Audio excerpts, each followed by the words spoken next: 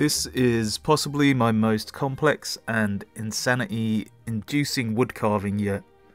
It took about 80 hours to create and is made of 181 separate pieces. In this video I'm going to show you how I hand carved Howl's moving castle. It all started with a chunk of wood, as every wood carving throughout history has, I imagine, and in this case it was linden wood. First thing I did was jump over to Sketchfab to see if any artist had made a 3D model of the castle. Luckily someone had, but unluckily for me, it wasn't quite how the castle looks, but I didn't check that properly and instead cut the shape out using my bandsaw.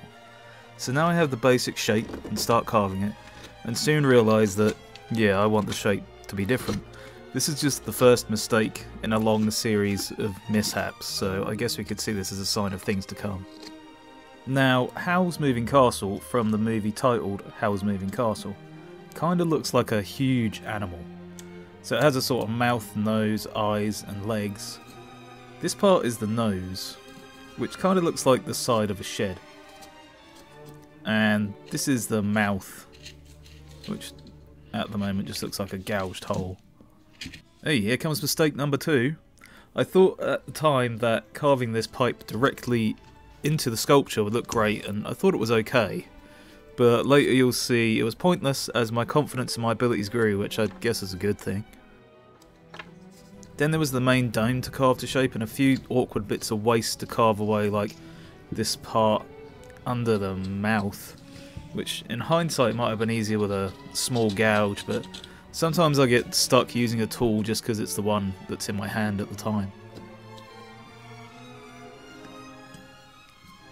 One thing I wanted to get established on the castle was a load of the little buildings, and in fact I find this helps a lot when making a sculpture in the round, trying to find a few features to carve all over that help you place other features in the right place as kind of reference points. You can also see by now that I've carved the other 2 towers flat. This is so I can carve the domes separately and glue them on top, which was a far better solution than starting all over again.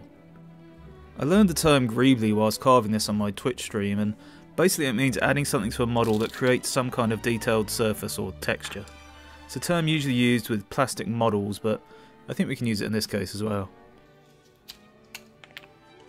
There's a bazillion little buildings on the castle, and I wanted to go a step further than just making a small block of a house every single time, so I decided to attempt making little houses with little stilts holding them up, as can be seen on the castle.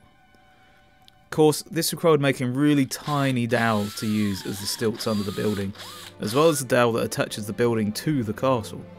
A few people asked me why I didn't use cocktail sticks or bamboo skewers for dowels, and it's just because they never seem to glue as well as hand-carved dowels. I don't know why. Maybe bamboo doesn't take to PVA glue very well, I'm not sure. But I quickly found out that pushing the little slits in with a stick was much easier than using my big fat hands. Remember the mistake I made earlier in the video? Or one of them, anyway. This was my solution to carve away the towers flat and then carve the dome separately and attach them with some chunky dowels. I mean, they were chunky for this sculpture, at least. In the world of dowels, they're actually kind of small. Chunkiness is just a matter of perspective, I guess. See all those little dots? Those are rivets. But I'm not insane enough to make tiny rivets. So instead I sanded down the tip of the tack, and then I ruined the handle of one of my favourite chisels, tapping little dots all over the sculpture just to give the feel of rivets. This is the birth of the pipes, and the reason I got the added confidence to change that thing I did earlier, you'll see that in a sec. These weren't that difficult, they're basically just wonky dowels with a couple of added bumps. Probably the hardest part actually is to carve the bits that stick out towards the castle, because they have to be chunky enough to drill into without breaking them. I'd also like to note that putting your finger behind a spinning drill bit is kind of dumb, but I never said I was smart, so... Now let's see if this thing breaks off. Nope, so it just needs a... oh. Okay, there we have it. A finished pipe. More tiny dowels going into tiny holes, And then the other side of those tiny dowels are glued with tiny dabs of PVA glue and put into more tiny holes. So this is where that old pipe just had to go, and even though it took me an hour or two to carve it in the first place, I just couldn't leave it there knowing that I could definitely do better. So I drew out the rather ambitious looking pipe shape and started carving, first by getting rid of all the waste and basically making the silhouette of it. Then I drilled the holes through it, making sure to keep my fingers well away from the pointy bit this time, and carefully carved the inside curves before adding a few more little details. Then I just needed to drill a couple of little holes in the back with a, Then I just needed to drill a couple of little holes in the back, reverting to my danger drilling style for some reason. And it wouldn't be complete without tiny rivets. And this is where my little Stanley hobby vise really shines. Then as always, it was glue on tiny dowels going into tiny holes, and I think you'll agree that it looks vastly better than the previous attempt at a pipe. Time to make some tiny dowels. Easy. Blimey, I should have done that ages ago. It was very hard, in fact, almost impossible to get pics from the movie of the back of the castle, as well as lots of the other parts actually. I just about managed to get a glimpse of what looked like 3 or so little exhaust pipes on this screenshot, so I made them. If you watch Studson Studios' video on his making of Howl's Moving Castle, he actually notes that the castle inexplicably changes its shape and features a lot of times throughout the movie, and after scanning through the movie a few times, he's right. Buildings seem to change location, new pipes emerge, different colours come up and textures change, and that's before it turns into the flying version at the end of the movie. So I sort of went with my gut on a lot of it. If you want to make pipes and houses really quickly, all you have to do is tap the wood a bunch of times. And there you go. It's perfect. Oh, bye pipe. Want to know how I made this cute little cog? Here's how not to make one. It took about 2 hours to carve that one, and I broke it on stream, so here's my next attempt. I had what I thought was a genius idea to cut tiny strips of sandpaper to shape the spokes, which kind of worked. Shaping the teeth was kind of tricky, and to be honest I could have done with a tiny file, but believe it or not I don't have one. So then I just had to snip off the tip of the dowel, chuck some glue on it, and put it in place. Then I just had to persuade this thing into place and glue this pipe onto the body, and hey presto, that side is pretty much done. 1, 2, 3. Easy. We're just going to do a speed run on the right side, which looks slightly different to the left side, but mostly it's the same kind of deal. And just like that, both sides pretty much done. I decided to start planning out the rest of the pieces I needed to carve because I was kind of losing track. So here I am making the leg caps, leg tops, thigh covers, curvy leg skirts, whatever they are.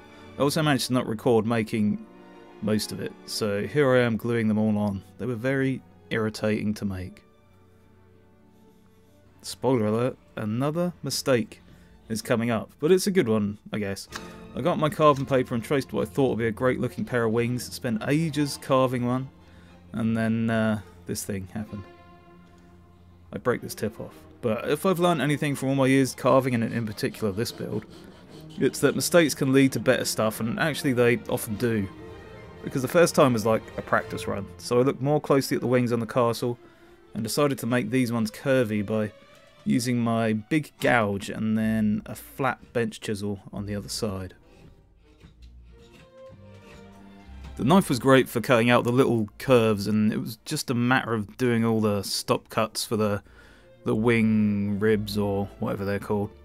I was really enjoying this part because I could see just how much better these wings looked compared to the crappy ones I tried before. It was slightly stressful trying to not make anything break off because the wings are quite thin in some areas. There's probably about 3mm of thickness of wood in the thinnest parts. But thankfully I got them carved and cut off without any issues. So now a pretty simple idea. We carve a gap and the wing slots into it like a mortise and tenon. We push it in and do the hanging test. And, oh. Okay, so we carve out a little bit more, push the wing in, and... Hey! And after that, I just do the same to the other side. Then we chuck a load of glue into the holes, or mortises, and add a bit of glue onto the wing bits, or tenons, and put those in place. And there we go. It's all glued up. It's time I move back to the face, and with the face comes extra challenges. These two eyepieces aren't just straight cylinders, but rather have lots of little surface details. More of that Ghibli looking stuff. Lots of little ridges and different levels. In fact, every little piece that I add to the sculpture is a little wood carving in itself, really. It's less one wood carving and more like 181 wood carvings all together. So once again, a little dab of glue. I push them in, and then all done. Tongues, eh? We've all got them, but not many of us have wooden tongues. At least I don't think so. I don't make a habit of looking at people's tongues. Howl's Moving Castle has an enormous tongue, and this part was relatively easy to carve when compared with most of the other pieces. The only problem was when installing it, I drilled the mouth hole in the wrong place, so I had to drill a bigger hole and put a dowel in there to create another hole in it later, so we'll come back to that in a bit. So while we're waiting for that to dry, I'll drill up the holes in the turrets. Drilling these little cannon holes here was very tricky, but gluing the cannons into the domes was incredibly satisfying. Luckily, I found a way to speed up the carving process a little bit. You just pick up a bit of wood, shake it in your hand, and there you go. Now, I realise I've done these camera tricks all video, but in all honesty, they are actual magic. I'm a magic person. Okay, so now let's drill the tongue hole again. Put the tongue in there now, and oh, it's wobbly. So my solution is to glue a sliver of wood in there so it takes up the wobble space. And that way, when I put the dowel in, it goes in really tightly, and there is no more wobble. It's pipe time. It's hard to miss the pipes while watching Howl's Moving Castle because they just seem to flop and swing and move about all over the place. I can't really make them do that with this sculpture, unfortunately, but if you're a fan of the movie, at least you'll know what I'm talking about. Once again, they're just weirdly shaped dowels, really, with smaller dowels glued inside them to attach them to the body of the castle. Now it's time for the feet, and for me to get my first injury of the sculpture. Essentially they're just chicken feet and legs, but the problem is that because of the grain direction, I have to carve the feet separately and then attach them to the legs. This means that the feet are incredibly difficult to carve and puts my hands in lots of precarious positions, and whilst I don't want to show it on camera, my hand was in this position when the knife slipped. It was entirely my fault. I lost concentration, and luckily I didn't harm myself too badly or get any blood on the sculpture. Lots of people will tell me to wear gloves. I've tried it a lot. I don't like it, but that doesn't mean you shouldn't wear gloves. Everyone should take their own safety very seriously. I decided to carve the claws separately and drill tiny holes for them to slot into, which in hindsight seems like an insane decision and something that maybe a psychopath would choose to do. Whoops.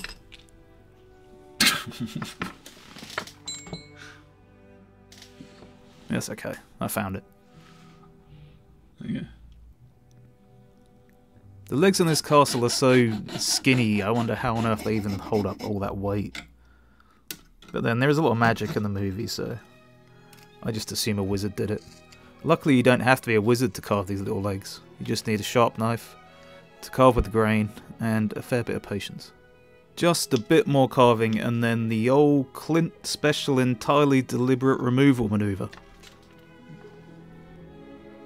Now, there's a bunch of stuff I didn't record here, but this was such a troublesome part of the build. Some of these legs were recarved 3 times, and the holes connecting to the body were re-drilled a couple of times. The first few holes made the feet sit at the wrong angles, so I had to change them until I was happy with them, basically. We need a little building on top, a round one, on stilts, so I made one. I was going to put all 3 stilts into the body of the carving, but because it was out of sight, I just trimmed 2 of the stilts shorter and drilled a hole for 1 stilt for it to go into.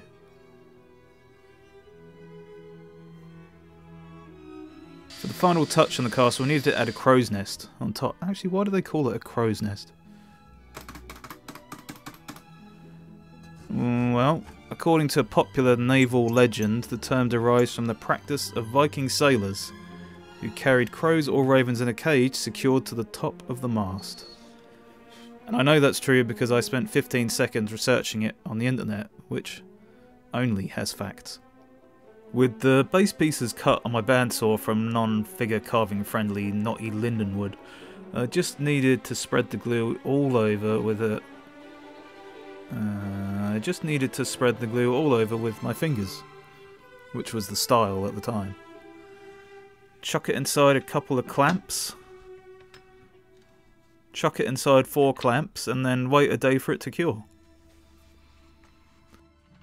I was kind of looking forward to this bit because it gave me the chance to use my chunky chisels rather than the tiny knives I've been using for the past few weeks.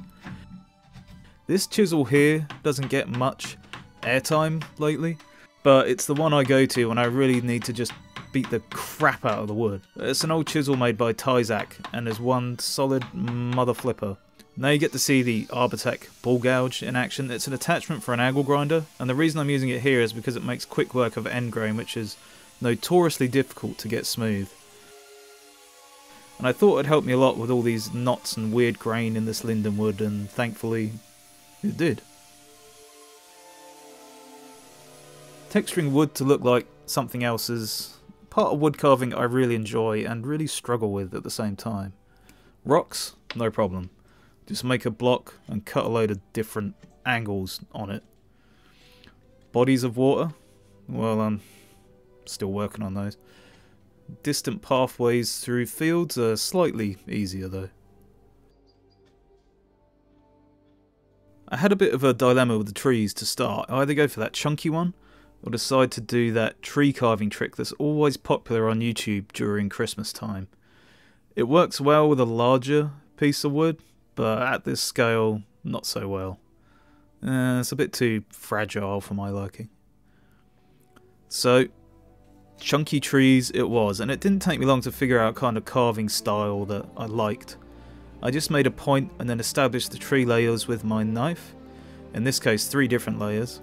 Then I used a V-chisel to create little separations in the foliage, and it wasn't too long before I worked out a routine. Which was good because I'd be carving trees for the next 300 years. 86 trees in total, actually. The trees were going to be great for adding a sense of scale to the sculpture, but I wanted more. The base is actually inspired by this scene, so I started working on this little farm in the foreground. Tree number 4. I was initially going to add an extra piece of wood for that little wall, but because it was so tiny, it made more sense to just carve it straight from the base. Luckily, I was an expert at carving minuscule buildings at this point, so building number 10 and 11 came out pretty easily.